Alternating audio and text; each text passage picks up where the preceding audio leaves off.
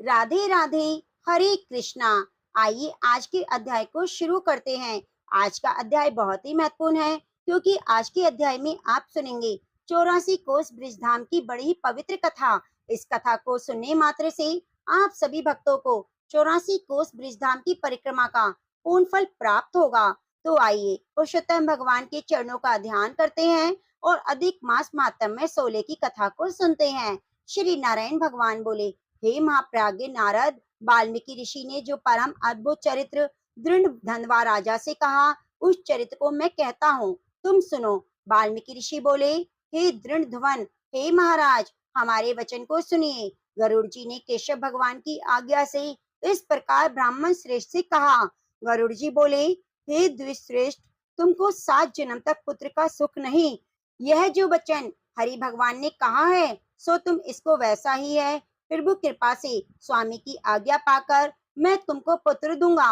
हे तपोधन, हमारे अंश से तुमको पुत्र होगा, जिस पुत्र से गौतमी के साथ तुम मनोरथ को प्राप्त करोगे। किंतु उस पुत्र से होने वाला दुख तुम दोनों को अवश्य होगा। हे दुष्शार्दुल, तुम धन्य हो जो तुम्हारी बुद्धि हरि भगवान में हुई। हरि भक्ति सकाम हो अथवा निष्काम, हरि भगवान को दोनों ही प्रिय है।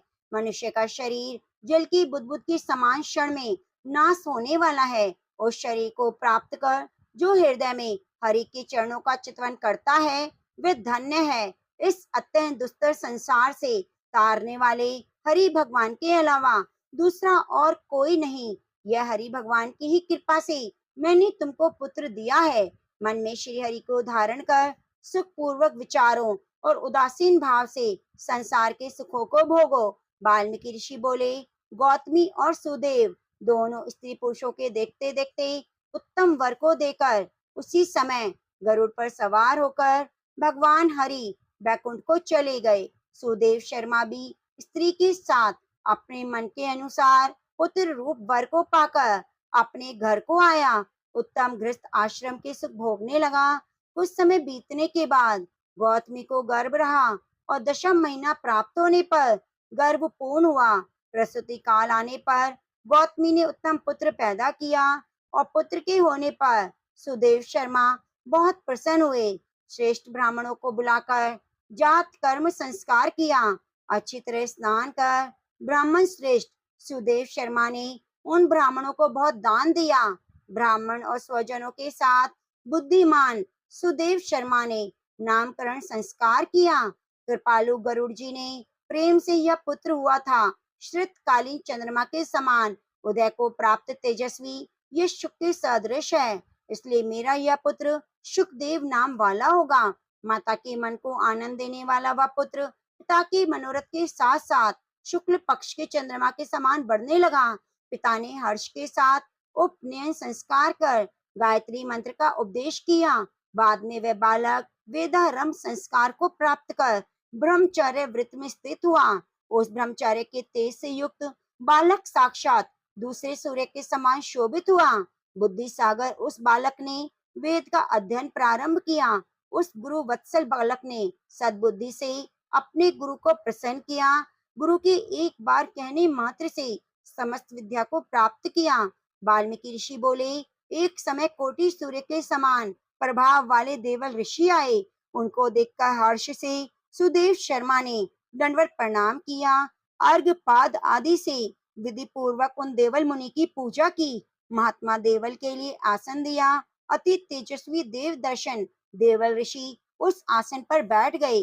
बाद में अपने चरणों पर बालक को गिरे हुए देखकर देवल ऋषि बोले, देवल मुनि बोले, अहो हे सुदेव, तुम धन्य हो। तुम्हारे ऊपर भगवान प्रसन्न हुए क्योंकि तुमने दुर्लभ सुंदर श्रेष्ठ पुत्र को प्राप्त किया।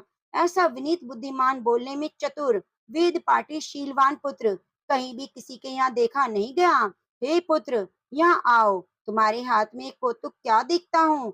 सुंदर छत्र, 2 चामर, यव रेखा के साथ कमल, जानू तक लटकने वाली हाथी के सूंड के समान तुम्हारे हाथ, कान तक फैले हुए विशाल नेत्र, शरीर गोल आकार का, त्रिवली से युक्त पेट है। इस प्रकार उस बालक के विषय में कहकर ब्राह्मण को उत्कंठित देखकर देवल ऋषि फिर बोले, अहो हे सुदेव, यह तुम्हारा लड़का गुणों का समुद्र है। कंधा और कोख का संधि स्थान गूढ़ है। शंख के समान उतार चढ़ाव युक्त गला वाला, चिक्कण टेढ़े सिर के बाल वाला, ऊंची छाती, लंबी गर्दन, बराबर कान, बैल के समान कंधा, समस्त लक्षणों से युक्त यह पुत्र श्रेष्ठ भाग्य का निधि है। एक बहुत बड़ा दोष है जिससे सब व्यर्थ हो गया। इस प्रकार यह कहकर सिर कांपते हुए दीर्घ श्वास लेकर देवल मुनि बोले, प्रथम आयु की परीक्षा करना, बाद लक्षणों को कहना चाहिए। आयु से हीन बालक के लक्षणों से क्या प्रयोजन। हे सुदेव, यह लड़का 12वें वर्ष में डूबकर मर जाएगा। इससे तुम मन में शोक नहीं करना, अवश्य होने वाला निसंदेह होकर रहता है।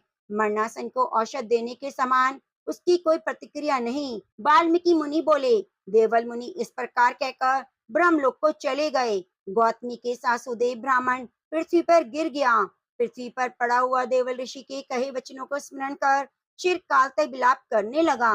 उसकी स्त्री गौतमी धैर्य धारण करती हुई पुत्र को अपनी गोद में लेकर प्रथम प्रेम से पुत्र का मुख चुंबन कर बाद में पति से बोली। गौतमी बोली, हे द्विजराज, होने वाली वस्तु में भय नहीं करना चाहिए।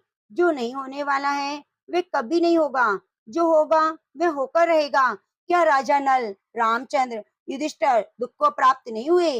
राजा बलि भी बंधन को प्राप्त हुआ, यादव नाश को प्राप्त हुए, हिरण्याक्ष कठिन वध को प्राप्त हुआ, वृत्तासुर भी मृत्यु को प्राप्त हुआ, सहस्त्र अर्जुन का सिर काटा गया, रावण के भी उसी तरह सिर काटे गए। हे मुने, भगवान रामचंद्र भी वन में जानकी के गृह में प्राप्त हुए। राजश्री परीक्षित ब्राह्मण से मृत्यु को प्राप्त हुए। हे मुनीश्वर, इस प्रकार जो होने वाला है वे अवश्य होता है। इसलिए हे नाथ, उठिए, सनातन हरि भगवान का भजन कीजिए, जो समस्त जीवों के रक्षक हैं, मोक्ष पद को देने वाले हैं। वाल्मीकि ऋषि बोले। इस प्रकार सुदेव शर्मा ने अपनी स्त्री गौतमी के वचनों को सुनकर स्वस्थ हो हृदय में हरि भगवान के चरणों का ध्यान कर पुत्र से होने वाले शोक को जल्दी से त्याग दिया। तो प्रेम से बोलिए, पुरुषोत्तम भगवान की जय। हरि शरणम। इस माह में 84 कोस परिक्रमा का बहुत ही विशेष महत्व है। यदि आप सभी भक्त 84 कोस की परिक्रमा ना भी कर पाए तो केवल कथा को सुनने मात्र से आप सभी को 84 कोस परिक्रमा का पूर्ण फल प्राप्त हो जाएगा और पुरुषोत्तम भगवान लक्ष्मी नारायण भगवान की असीम कृपा प्राप्त होगी। तो आज मैं आपको सुनाने जा रही हूँ बड़ी ही पवित्र बुढ़िया माई की ब्रजधाम की 84 कोस की परिक्रमा की कहानी। आप इस कथा को पूरा अवश्य सुनिएगा और कथा को सुनने से पहले एक बार लक्ष्मी नारायण भगवान के चरणों में अपनी हाजिरी लगाते हुए 84 कोस ब्रजधाम की जय जरूर लिखिए। प्रेम से बोलिए, पुरुषोत्तम भगवान की जय। जेठ की दोपहरी ढल चुकी थी। गांव की गलियों में धूल उड़ रही थी। कहीं खेतों से बैल लौट रहे थे, कहीं औरतें घड़े में पानी भरकर घर जा रही थी। उसी गांव के किनारे पर एक मिट्टी का छोटा सा घर था। उस घर में रहती थी एक बूढ़ी माई जिसका नाम राधे था, क्योंकि गांव के लोग सब बुढ़िया माई को राधे माई कहकर बुलाते थे। राधे माई की कमर झुक चुकी थी, बाल पूरे सफेद हो गए थे, आंखों की रोशनी भी धुंधली पड़ चुकी थी, मगर एक चीज जो अभी तक जवान थी वे बुढ़िया माई का कान्हा जी के लिए प्रेम। सुबह होते ही राधे बुढ़िया माई जो अपने टूटे हुए दरवाजे की बाहर बैठ जाती और धीरे धीरे माला फेरते हुए गाती, राधे राधे बोल शाम आएंगे। गांव वाले कहते, अरे बुढ़िया माई, अब इस उम्र में इतना भजन करके क्या मिलेगा। यह सुनकर बुढ़िया माई मुस्कुरा देती और कहती, बेटा, जब दुनिया छोड़कर जाऊंगी ना तब यही सब मेरे साथ जाएगा। बुढ़िया माई का अपना कोई नहीं था। उसका पति बरसों पहले चल बसा। एक बेटा था जो शहर जाकर शहर का ही हो गया। पहले तो कभी चिट्ठी लिख दिया करता, अब तो वह भी आनी बंद हो गई। गांव वालों ने कई बार कहा, बुढ़िया माई शहर चली जा अपने बेटे के पास, मगर बुढ़िया माई कहती, देखो भैया, जिसे माँ की याद ना आए उसके दरवाजे पर मैं भला क्यों जाऊं। मेरा तो अब एक ही सहारा है, मेरे बांके बिहारी। पुरुषोत्तम मास शुरू होने वाला था। पूरे गांव में चर्चा थी। इस बार कई लोग ब्रिज की 84 कोस की परिक्रमा करने जाएंगे। कोई बैलगाड़ी से, कोई पैदल, कोई जत्थे के साथ। एक शाम गांव के मंदिर में कथा हो रही थी। कथा वाले ब्राह्मण बोले, जो श्रद्धा से पुरुषोत्तम मास में 84 कोस की परिक्रमा करता है, उसके जन्म जन्म के पाप नष्ट हो जाते हैं। स्वयं ठाकुर जी आकर उनकी रक्षा करते हैं। यह सुनते ही बुढ़िया माई की आंखें भर आई। वह उस रात सो ना सकी। बस बार बार मन में एक ही बात उठती रही, हे कान्हा, क्या मैं मरने से पहले तेरे वृष धाम की परिक्रमा कर पाऊंगी? सुबह होते ही बुढ़िया माई ने अपनी पुरानी लोहे की संदूकी खोली। उसमें कुछ पुराने कपड़े थे, पति की तस्वीर, कपड़ों की पोटली में छुपाकर रखे हुए कुछ सिक्के, कुछ मुड़े तुड़े पुराने नोट। बुढ़िया माई ने कांपते हाथों से पैसे गिने। यही कोई 570 रुपए। उसने गहरी सांस ली। इनमें से क्या होगा ठाकुर जी, ये तो थोड़े रहेंगे। फिर सोचने लगी, अरे बहुत हैं। फिर खुद ही मुस्कुराई, जिसने बुलाया है रास्ता भी दिखाएगा। अगले दिन गांव से परिक्रमा का जत्था निकलना था। सब लोग तैयारी में लगे हुए थे। कोई पूरी सूखी पुए बनाकर बांध रहा था, तो कोई दवा रख रहा था। बुढ़िया माई भी अपनी छोटी सी पोटली बांध रही थी। उसने अपनी दो पुरानी धोती, एक पुराना गमछा, तुलसी जी की माला और थोड़ा सा चूड़ा रख लिया। तभी पड़ोस की एक औरत कमला आ गई, जो बुढ़िया माई के पड़ोस में रहती थी। बोली, अरे माई, तुम भी जाओगी क्या इस बार? अब बुढ़िया माई बोली, हाँ बेटी, इस बार मेरा बहुत मन है। यह सुनकर बुढ़िया माई की पड़ोसन कमला चौंकी। बोली, अरे माई, तुमसे चला जाएगा क्या? इतनी लंबी परिक्रमा है, जवान लोग भी थक जाते हैं। अब बुढ़िया माई धीरे से बोली, बेटी, मैं क्या चलूंगी? चलाएगा तो वही जो मुझे बुला रहा है। अगली सुबह सूरज निकलने से पहले गांव में हलचल मच गई।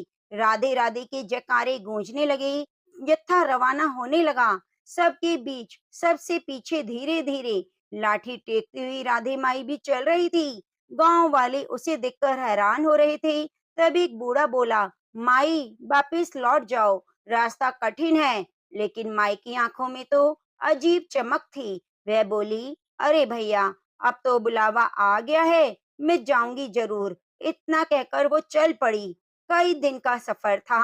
धूल भरे रास्ते, तेज धूप, पथरीली पगडंडियां। पहले ही दिन बुढ़िया माई के पैरों में छाले पड़ गए, मगर होठों पर हर समय नाम था, राधे राधे। दूसरे यात्री कभी आगे निकल जाते, कभी पीछे रह जाते, मगर बूढ़ी माई धीरे धीरे लाठी टेकती हुई चलती रही। रास्ते में एक दिन तेज बारिश आ गई। सब लोग पेड़ों के नीचे छुप गए, मगर बूढ़ी माई जो थी, वह भी एक टूटी से मंदिर के कोने में बैठ गई। उसने अपनी पोटली खोली। उसमें बस दो सूखी रोटियां बची थी। तभी बूढ़ी माई ने देखा, मंदिर के बाहर एक छोटा सा भूखा बच्चा भीग रहा है। उसकी आंखें रोटियों पर टिकी हुई थी। अब बूढ़ी माई ने बिना सोचे दोनों रोटियां उस बच्चे को दे दी और बोली, बेटा खा लो। तब वह लड़का बोला, दादी, तुम फिर क्या खाओगी? यह सुनकर बूढ़ी माई मुस्कुराई। बोली, बेटा, मुझे तो मेरे कान्हा जी खिला देंगे, खा ले, तुझे भूख लगी है। अब जो लड़का वह था, दोनों रोटियां लेकर वहां से चला गया। अब रात हो गई। बूढ़ी माई भूखी ही मंदिर के कोने में बैठ गई। पेट में चूहे दौड़ रहे थे, मगर आंखें बंद करके वे भजन गा रही थी। तभी अचानक किसी ने आवाज दी, माई, प्रसाद ले लो।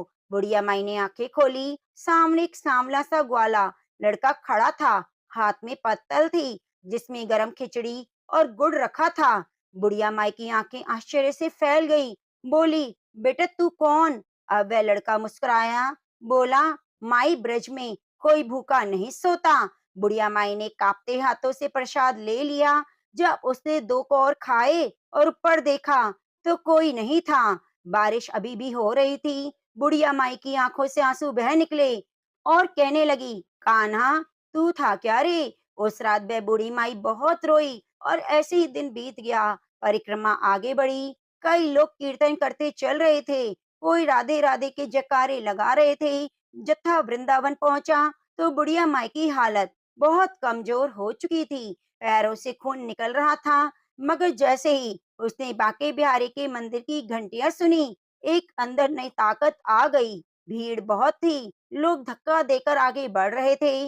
बुढ़िया माई पीछे छूट गई। वह हाथ जोड़कर रोने लगी, हे मेरे बिहारी जी, बस एक बार दर्शन दे दो। इतने में भीड़ अचानक दो हिस्सों में बट गई। बुढ़िया माई को लगा जैसे किसी ने उसका हाथ पकड़कर उसे आगे कर दिया हो, और अगले ही पल बुढ़िया माई सीधे ठाकुर जी के सामने खड़ी थी। बांके बिहारी की बड़ी बड़ी आंखें जैसे बुढ़िया माई को ही देख रही थी। अब यह देखकर बुढ़िया माई फूट फूट कर रोने लगी। बोली, कान्हा, अब तो मौत भी आ जाए तो कोई दुख नहीं। मंदिर का पुजारी देखता रह गया। उसने बुढ़िया माई के हाथ में फूल और प्रसाद रख दिया। बोला, बुढ़िया माई, बिहारी जी की बड़ी कृपा है तुझ पर। माई तो बस रोती रही। उसे लग रहा था जैसे बरसों की प्यास बुझ गई। मगर बुढ़िया माई को क्या पता था कि असली चमत्कार तो अभी बाकी था।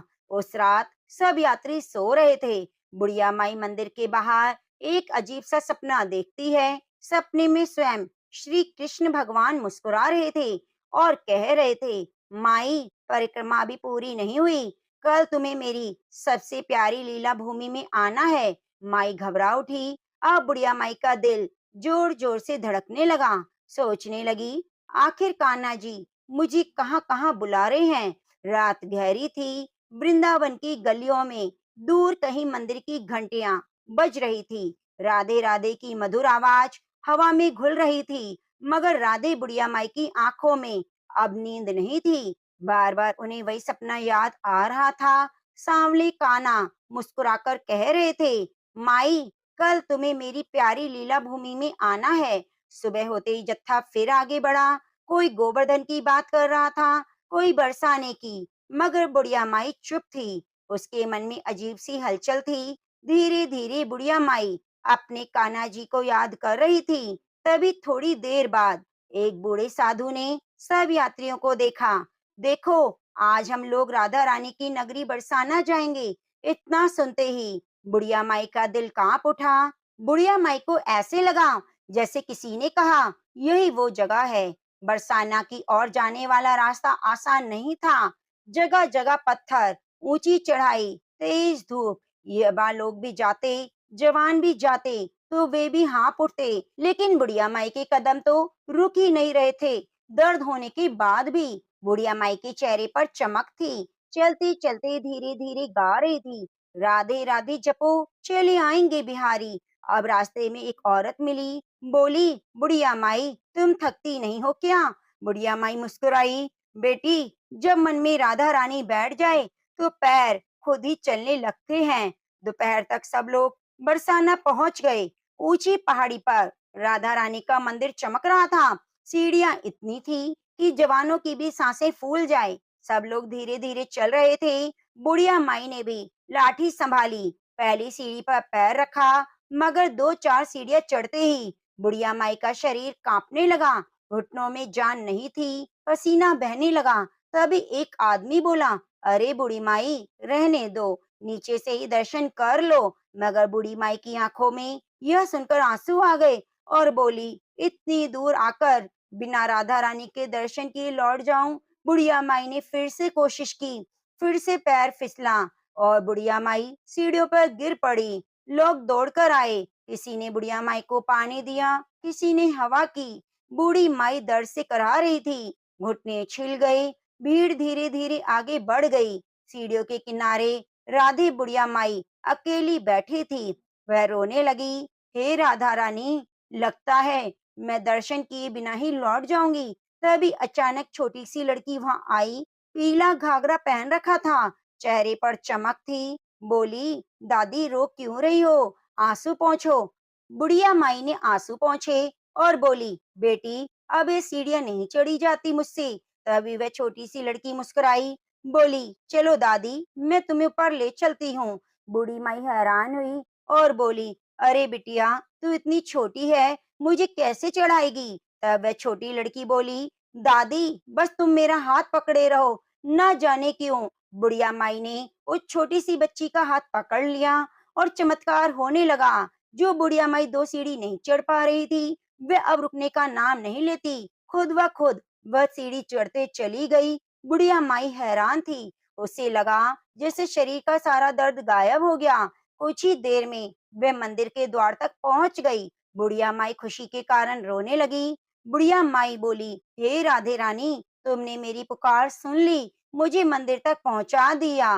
जैसे ही बुढ़िया माई उस लड़की को धन्यवाद देने के लिए पीछे मुड़ी, तो वह लड़की वहां नहीं थी। सीढ़ियां खाली थी। बुढ़िया माई के हाथ कांपने लगे। उसकी आंखों से आंसू बह निकले। मन ही मन कहने लगी, राधा रानी, क्या वो तुम थी जो मुझे सीढ़ी चढ़ाने आई थी? मंदिर के अंदर घी के दीपक जल रहे थे। फूलों की खुशबू फैली हुई थी। जैसे ही बुढ़िया माई ने राधा रानी के दर्शन किए, वे फूट फूट कर रो पड़ी। बरसों का दर्द बाहर आने लगा। अब जो बुढ़िया माई कहने लगी, मैंने जीवन में बहुत दुख देखे हैं माँ। मैंने अपने जीवन में बहुत कष्ट सहे। पति छूट गया, बेटा भूल गया, लेकिन आज लग रहा है मैं अकेली नहीं। पास खड़े पुजारी जी ने देखा। बोले, माई, राधा रानी जिसे बुला ले उसका जीवन सफल हो जाता है। माई तो बस मूर्ति को देखती रही। उसे लग रहा था जैसे राधा रानी मुस्कुरा रही है। अब परिक्रमा आगे बढ़ रही थी। जत्था गोवर्धन पहुंचा। रात का समय, दूर दूर तक दीप जल रहे थे। लोग गोवर्धन महाराज की जय बोलते हुए परिक्रमा लगा रहे थे। लेकिन बुढ़िया माई का शरीर जवाब देने लगा। बुढ़िया माई को तेज बुखार हो गया। पैर सूज गए। तभी एक औरत बोली, बुढ़िया माई, अब आगे मत चलो, कहीं तुम्हारे प्राण निकल ना जाएं। बुढ़िया माई धीरे से मुस्कुराई। बोली, बेटी, अगर ब्रिज में प्राण निकल जाएं, तो इससे बड़ा भाग्य क्या होगा। अब उस रात सब लोग धर्मशाला में सो गए। बुढ़िया माई को तेज कपकपी हो रही थी। बुढ़िया माई बड़बड़ा रही थी, कान्हा, बस परिक्रमा पूरी करा दे। आधी रात के समय बुढ़िया माई को लगा जैसे किसी ने उसके माथे पर हाथ रखा हो। हाथ बहुत ठंडा और बहुत ही शुभ। एक मीठी आवाज आई, बुढ़िया माई उठो, अभी परिक्रमा बाकी है। बुढ़िया माई ने आंखें खोली। सामने वही सांवला सलोना ग्वाला खड़ा था, जिसने उसे बारिश वाली रात देखा। हाथ में बांसुरी, चेहरे पर प्यारी सी मुस्कान। बुढ़िया माई का दिल अब जोर जोर से धड़कने लगा। बोली, तू कौन है बेटा? अब वह सांवला सलोना ग्वाला मुस्कुराया। बोला, बुढ़िया माई, तुमने पहचाना नहीं? यह कहकर बांसुरी होठों से लगा ली। जैसे ही बांसुरी बजी, पूरा कमरा दिव्य प्रकाश से भर गया। बुढ़िया माई की आंखों से आंसू बह निकले। उसके हाथ अपने आप जुड़ गए। बोली, कान्हा, अगले ही पल वह ग्वाला गायब हो गया। मगर माई का बुखार उतर चुका था। शरीर हल्का हो गया था। बुढ़िया माई खुशी से रोती रही। सुबह अंतिम परिक्रमा शुरू हुई। सब लोग राधे राधे कहते हुए आगे बढ़े। बुढ़िया माई भी सबसे पीछे धीरे धीरे चल रही थी। आज उसके चेहरे पर अलग ही तेज था। ऐसा लग रहा था कोई दिव्य रोशनी जल रही हो। जब 84 कोस की परिक्रमा पूरी हुई, सारे यात्री खुशी से नाच उठे। किसी ने जयकारा लगाया, किसी ने बोला राधे रानी की जय हो, तो किसी ने बोला बांके बिहारी लाल की जय हो, तो कोई बोल रहा था गोवर्धन महाराज की जय हो। राधे राधे, राधे राधे। उसी समय लोगों ने देखा कि बुढ़िया माई बिल्कुल शांत बैठी हुई थी, आंखें बंद थी। सब लोग देखकर घबरा गए। एक औरत दौड़ी बुढ़िया माई के पास आई, हिलाकर बोली, माई माई। मगर बुढ़िया माई दुनिया से जा चुकी थी। चेहरे पर ऐसी शांति थी जैसे बरसों बाद उसे अपना घर मिल गया हो। तभी अचानक वहां हल्की सी बांसुरी की आवाज सुनाई दी। लोग इधर उधर देखने लगे। एक बूढ़े साधु की आंखें भर आई। उन्होंने धीरे से कहा, बड़ी भाग्यवान थी ये राधे माई, स्वयं कान्हा जी अपने भक्त को लेने आए। पूरा वातावरण राधा राधा राधा के जयकारों से गूंज उठा। चारों तरफ राधे राधे का स्वर गूंज रहा था। ब्रिज की हवा में जैसे संदेश फैल गया हो, जो सच्चे मन से ब्रिज धाम आता है उसे खाली हाथ नहीं लौटना पड़ता।